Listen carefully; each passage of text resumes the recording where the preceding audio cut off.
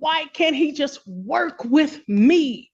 And they already half do this and do that. I'm at the point where I feel like I already spoke with my benefits rep, UAW Legal Services, where I need to get me an attorney. That's something have to come out of my pocket. Hello. Hi, Your Honor. How are you? I'm good.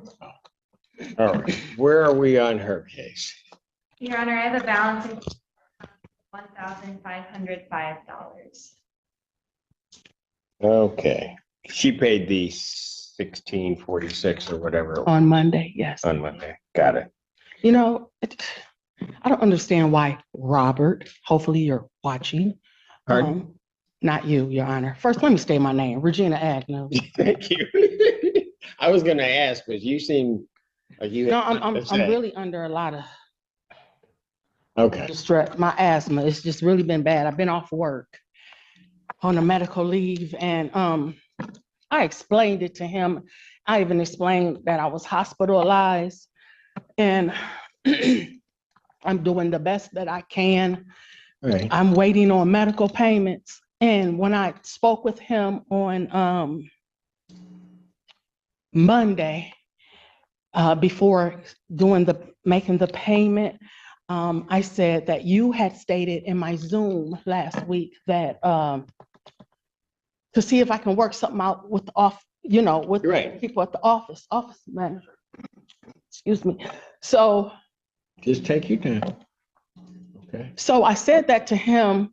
So because we're in September now, so September is due, obviously. And so he told me to, well, that's something that our attorney would do. I said, well, so then I told him that I'll come in the office because I had a follow-up appointment from being hospitalized with my primary doctor on Tuesday, but I didn't make it in the office to see him. I'm trying to get myself together because I miss making the money that I make, So I didn't make it into the office to have a conversation with him. And he's not so easy to have a conversation with because I can say to him, like you recall me a couple months ago in here, I said, I can pay, this and that amount. And he'll say things like, well, who else do you have to pay? That's none of his business, and I already feel like I told him he stresses me out. Communication is everything. And when I try to have a conversation with him, he likes to really kind of, well, the owner said that they're not going to renew your lease. Well, the owners act like I live in the Hamptons, with the old vintage closet doors and bulky paint on the wall. So since they bringing me to court, because I felt like he really didn't have to bring me to court because of course, yes, I need a roof over my head. I'm going to make the payments. I'm not a freeloader. I like nice things in life, but the way that apartment look, no. That does not equate with what I like. And here it is. I'm here again. Why can't he just work with me? And they already half do this and do that. I'm at the point where I feel like I already spoke with my benefits.